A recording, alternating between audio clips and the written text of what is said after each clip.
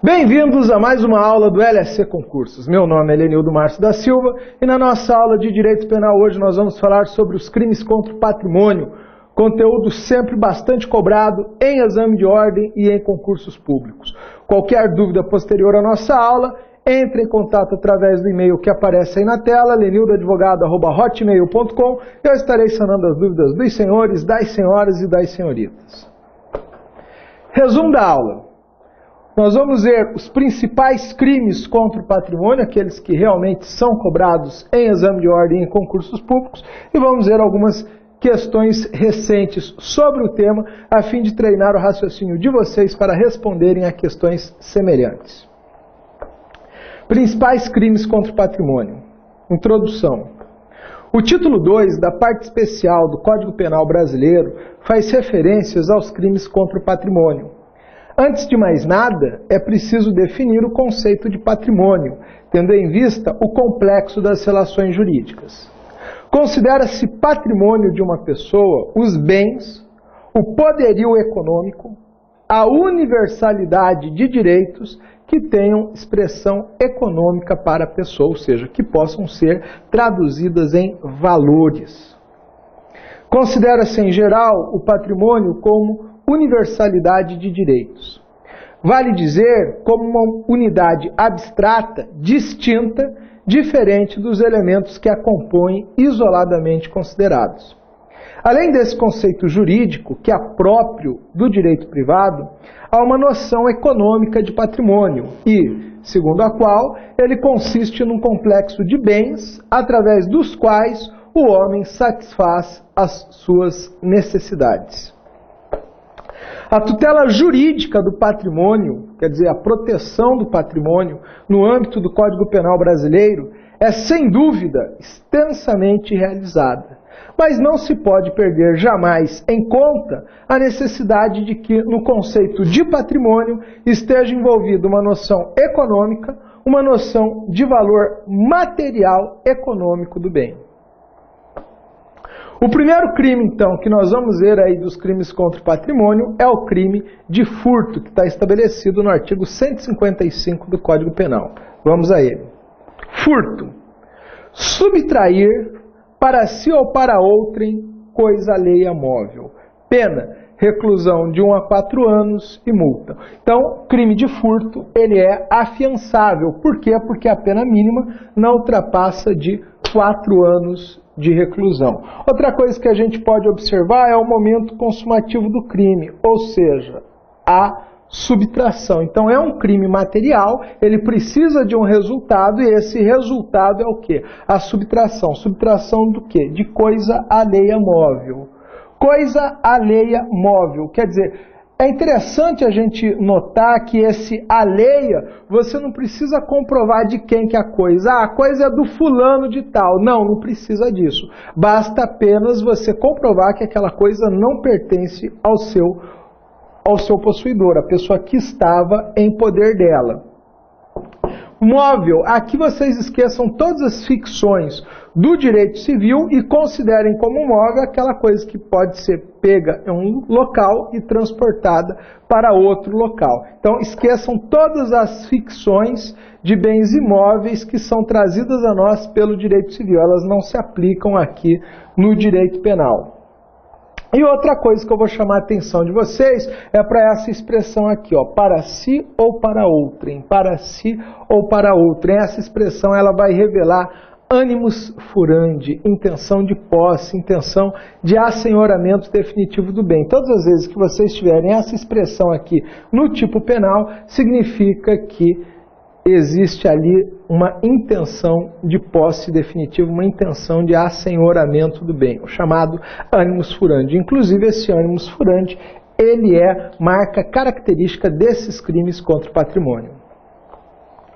O artigo 155, parágrafo 1º do Código Penal ainda estabelece: a pena aumenta-se de 1/3, quer dizer, uma causa especial de aumento de pena. A pena aumenta-se de 1/3 se o crime é praticado durante o repouso noturno.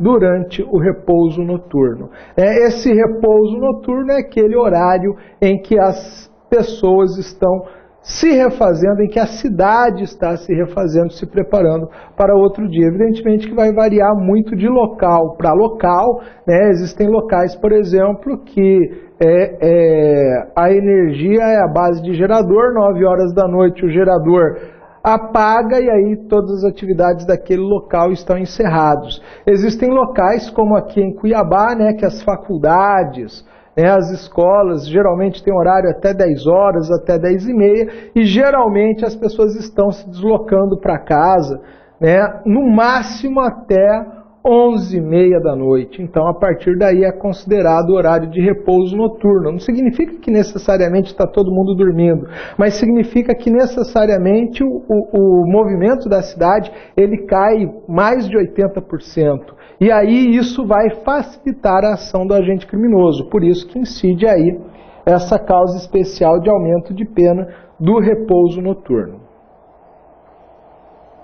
O artigo 155, parágrafo 2º do Código Penal, ele estabelece uma forma privilegiada do crime. Essa forma ela vai se estender a todos os crimes contra o patrimônio que não empregam de violência ou grave ameaça contra a pessoa. Olha lá, se o criminoso é primário, quer dizer, aquele que não tem uma condenação transitada em julgado contra si, se o criminoso é primário e é de pequeno valor a coisa furtada, esse pequeno valor a coisa furtada foi estabelecido majoritariamente pela doutrina o valor de um salário mínimo,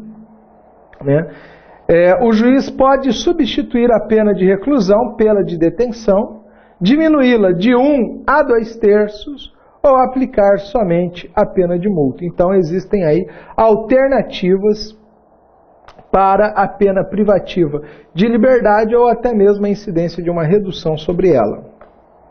Artigo 155, parágrafo 3º do Código Penal. Equipara-se a coisa móvel à energia elétrica ou qualquer outra que tenha valor econômico. Artigo 155, parágrafo 4º. A pena é de reclusão de 2 a 8 anos e multa se o crime é cometido com destruição ou rompimento de obstáculo à subtração da coisa, com abuso de confiança ou mediante fraude, escalada ou destreza, com emprego de chave falsa e mediante concurso de 2 ou mais pessoas. E, finalmente, aí o parágrafo 5º, artigo 155, parágrafo 5º, a pena de reclusão de 3 a 8 anos se a subtração for de veículo automotor que venha a ser transportado para outro estado ou para o exterior. Então, conhecendo assim a estrutura do crime de furto, agora a gente passa a abordar mais especificamente o crime e aprofundar as nossas observações sobre o mesmo. Vamos lá. O conceito de furto pode ser assim expresso. Furto é a subtração de coisa alheia móvel para si ou para outrem, sem a prática de violência ou de grave ameaça, ou de qualquer espécie de constrangimento físico ou moral à pessoa.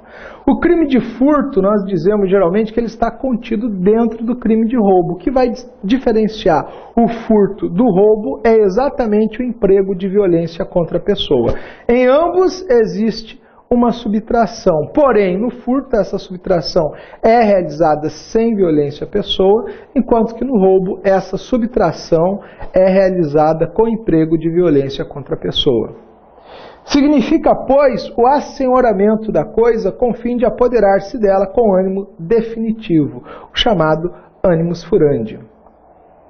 Objeto jurídico do crime de furto, tutela-se o patrimônio, tanto sob o aspecto da propriedade quanto da posse. No crime de furto, nós costumamos dizer que a posse é o bem jurídico imediato. Por quê? Porque no furto a primeira coisa que você perde é o quê? A posse. Já não tem mais nada. Se você não recuperar, se a polícia não conseguir localizar, aí é atingido o bem jurídico imediato, que é a propriedade. Aí você perde a propriedade do bem. Então, no crime de furto, o objeto jurídico é o patrimônio, especialmente sob os aspectos de posse e propriedade. Objeto material do crime, a coisa alheia móvel. Coisa, em direito penal, representa qualquer substância corpórea, seja ela material ou materializável, ainda que não tangível, suscetível de apreciação e transporte, incluindo aqui os corpos gasosos, os instrumentos, os títulos, entre outros.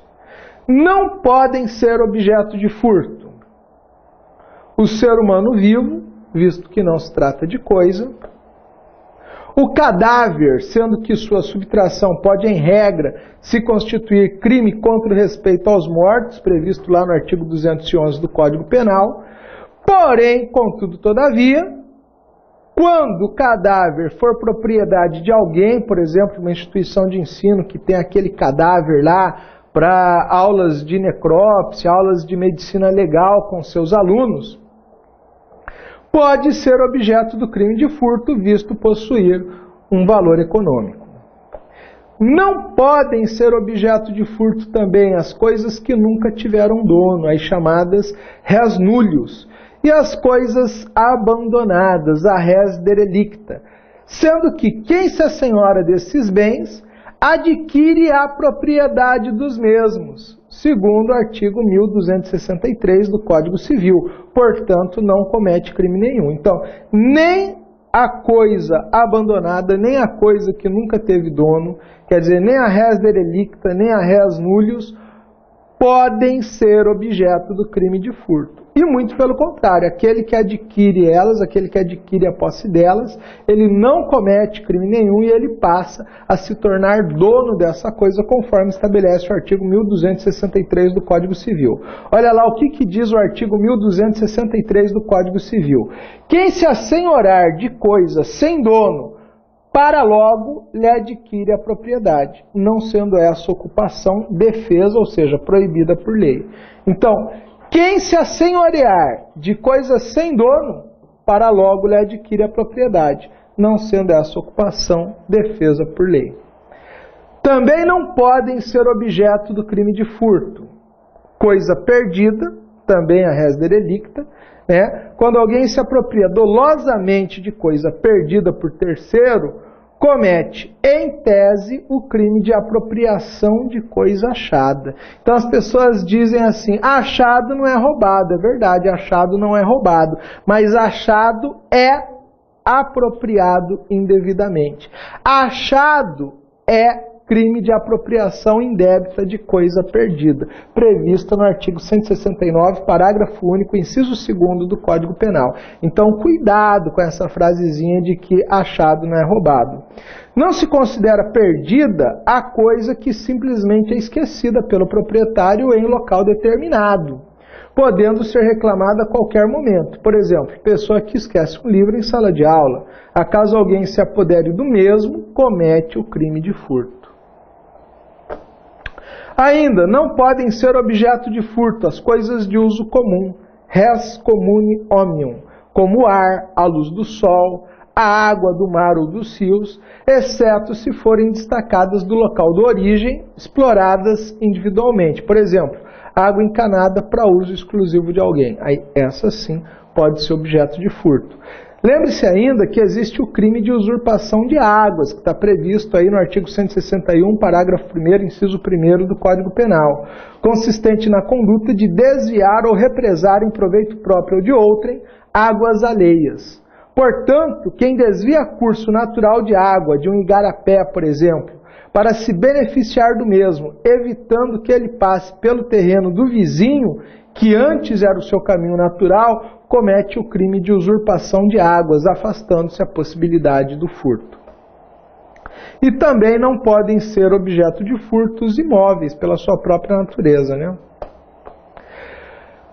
Em sentido contrário, podem ser objeto do crime de furto coisas ligadas ao corpo humano, como, por exemplo, olhos de vidro, perucas, dentaduras, próteses mecânicas, orelhas de borracha, entre outros.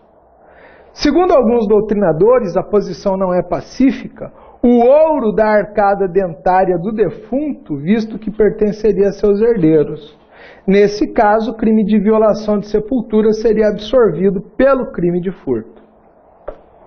Ainda podem ser objeto de furto e semoventes, os animais, visto que fazem parte do patrimônio do respectivo proprietário. O furto de gado, por exemplo, é conhecido como abigeato.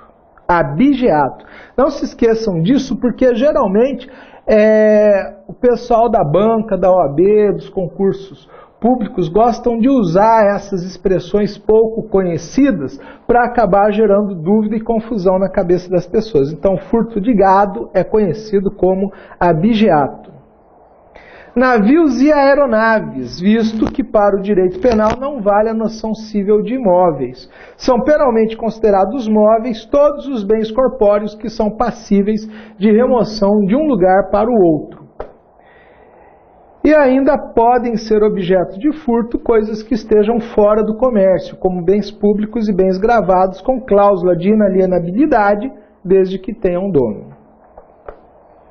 Sujeito ativo do crime. Pode ser qualquer pessoa, trata-se de crime comum. Qualquer um pode praticá-lo, exceto, evidentemente, o proprietário do bem ou seu legítimo possuidor. Não existe furto de coisa própria, né? O proprietário não pode cometer referido crime, visto não haver a possibilidade de furto de coisa própria. Pode ocorrer em tal circunstância, no máximo, o crime previsto no artigo 346 do Código Penal, que é o quê?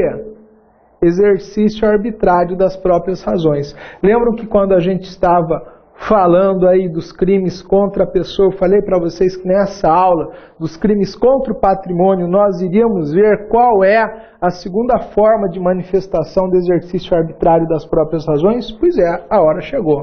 Olha lá, artigo 346 do Código Penal, exercício arbitrário das próprias razões. Tirar, suprimir, destruir ou danificar coisa própria que se acha em poder de terceiro por determinação judicial ou convenção. Pena, detenção de 6 meses a 2 anos e multa. Seria o caso de alguém que tem o seu carro apreendido, por exemplo, por um banco, né, porque ele não pagou a prestação, mas ele tem a segunda chave, ele descobre onde que esse carro está guardado, ele vai lá e faz a subtração do veículo. Então seria o quê? Exercício arbitrário das próprias razões.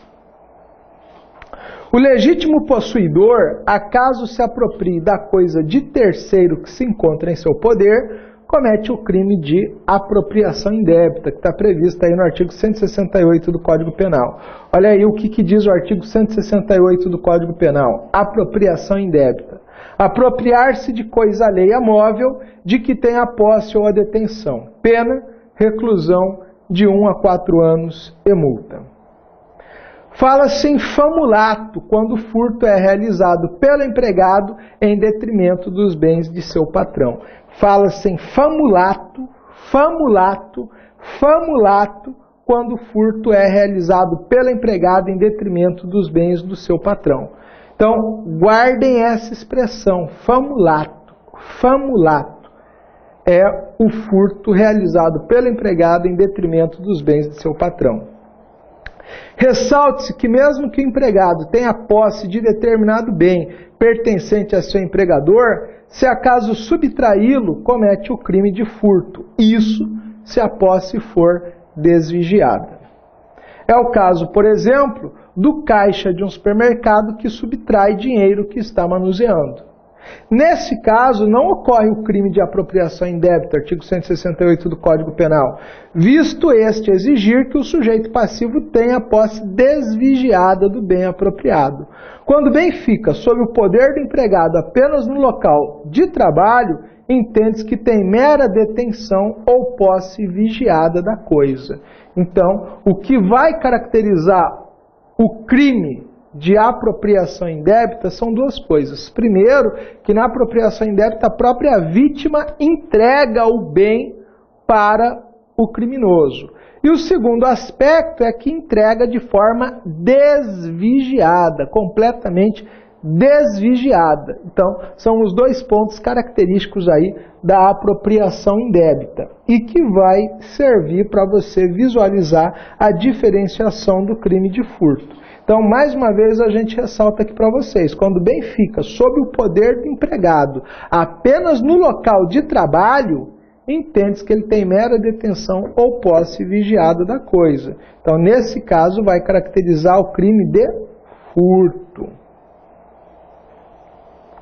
Sujeito passivo do crime pode ser, no dizer de Fernando Capês, qualquer pessoa, física ou jurídica, que tenha a posse ou a propriedade do bem.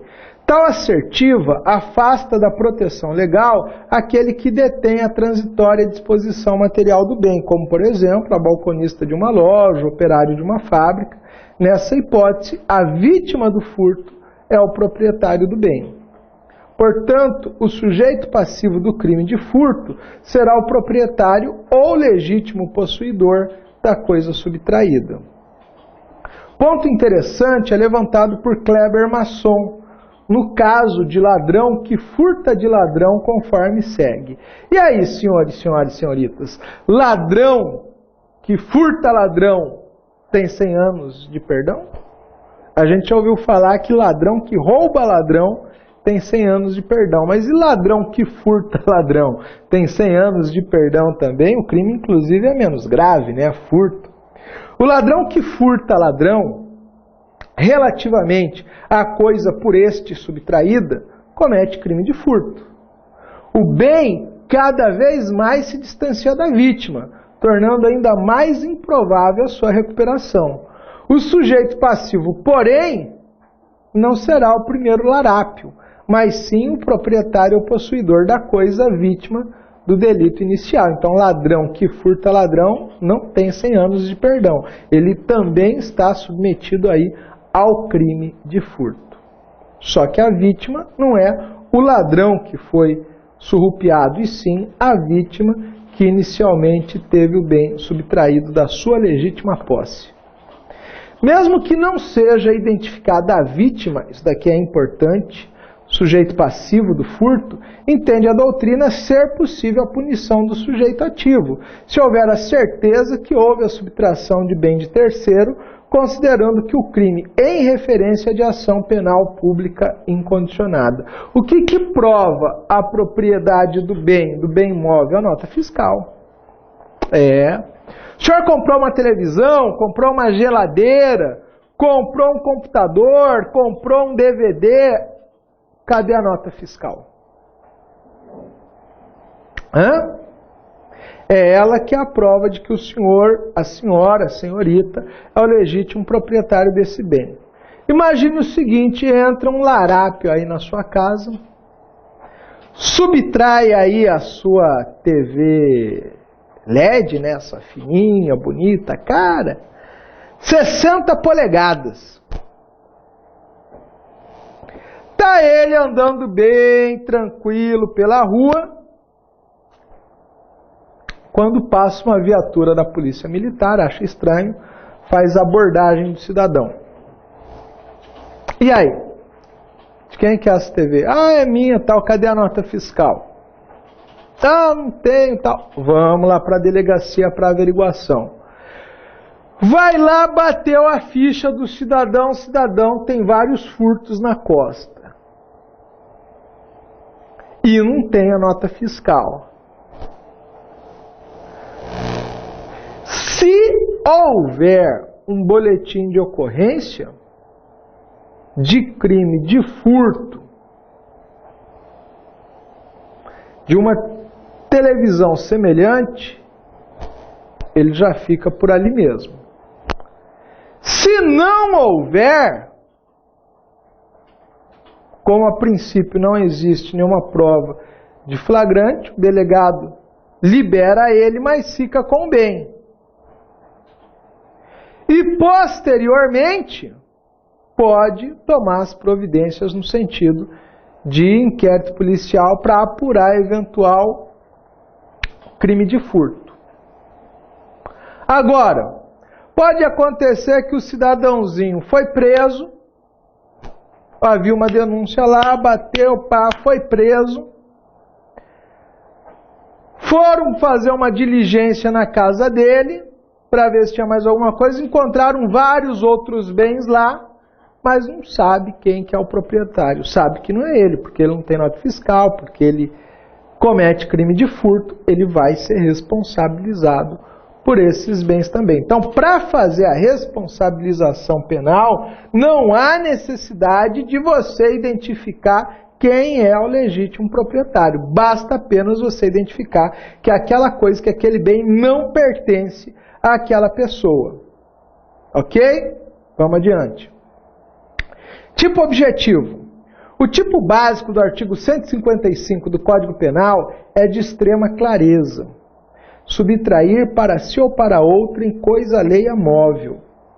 Subtrair significa basicamente retirar de outrem, proprietário ou possuidor, alguma coisa sem o seu consentimento.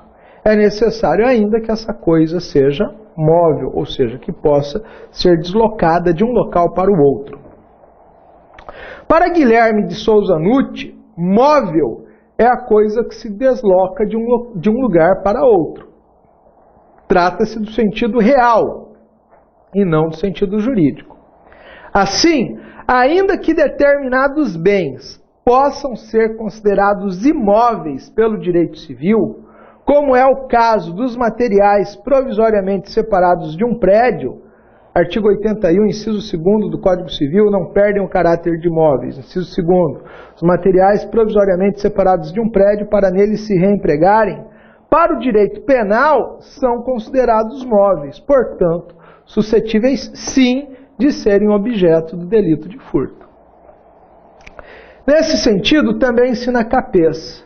É irrelevante o conceito fornecido pela lei civil, que considera imóveis determinados bens como os navios por pura ficção legal.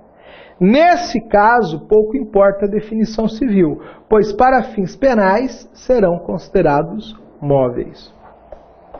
Sintetiza muito bem Kleber Masson que subtrair engloba duas hipóteses distintas. O bem é retirado da vítima e o bem é espontaneamente entregue ao agente, mas ele indevidamente o retira da esfera de vigilância da vítima. A primeira hipótese é a mais comum. Pode ocorrer por vários meios, considerando que o furto é um crime de forma livre, de conteúdo variado. É possível, por exemplo, a gente utilizar uma criança ou um animal treinado para subtrair bens de terceiros, assim como pode agir na presença ou ausência do proprietário ou possuidor do bem.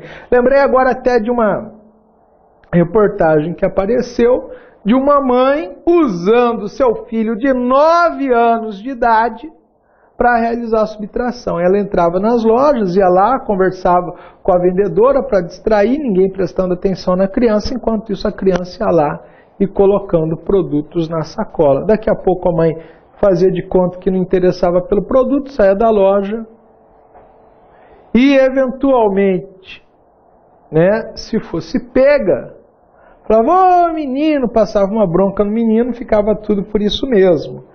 Mas como o modus operandi dela se tornou muito conhecido e havia várias denúncias e filmagens dela nessa ação em várias lojas, então ela acabou sendo presa e o menino conduzido aí, a um abrigo. Quando age na presença do proprietário ou possuidor, não poderá o sujeito ativo utilizar de violência ou grave ameaça para a intimidação da vítima ou do mero detentor do bem, visto que nessa hipótese e também quando a vítima é reduzida à impossibilidade de resistência, quando é dopada, por exemplo, o Boa Noite Cinderela, haverá crime de roubo, artigo 157 do Código Penal. Por que crime de roubo? Porque aí se emprega a chamada violência imprópria, aquela que vem traduzida naquela expressão. Quando, por qualquer outro meio ou forma, reduz a capacidade de resistência da vítima. É violência também. Violência imprópria. Só não usa da violência moral, nem da violência material, da violência física, mas é uma outra forma de violência que a doutrina qualifica como violência imprópria. Olha lá o que diz o artigo 157 do Código Penal. Subtrair coisa móvel alheia para si ou para outrem, mediante grave ameaça ou violência à pessoa, ou depois de havê-la, por qualquer meio, reduzida à impossibilidade de resistência. Pena, reclusão de 4 a 10 anos e multa. Então, aqui tem essa expressão que eu falei para vocês, ou depois de havê-la por qualquer meio reduzido à impossibilidade de resistência, ou depois de havê-la por qualquer meio reduzido à impossibilidade de resistência, ou depois de havê-la por qualquer meio reduzido à impossibilidade de resistência. Essa expressão caracteriza aquilo que nós chamamos de violência imprópria. Violência imprópria. Violência imprópria. Quero ver depois os senhores, as senhoras e as senhoritas não lembrarem. Mas o que é esse negócio de violência imprópria? Ah, é aquela coisa que aquele professor maluco ficou repetindo lá na videoaula, ou depois de havê-la por qualquer meio reduzido à impossibilidade de resistência.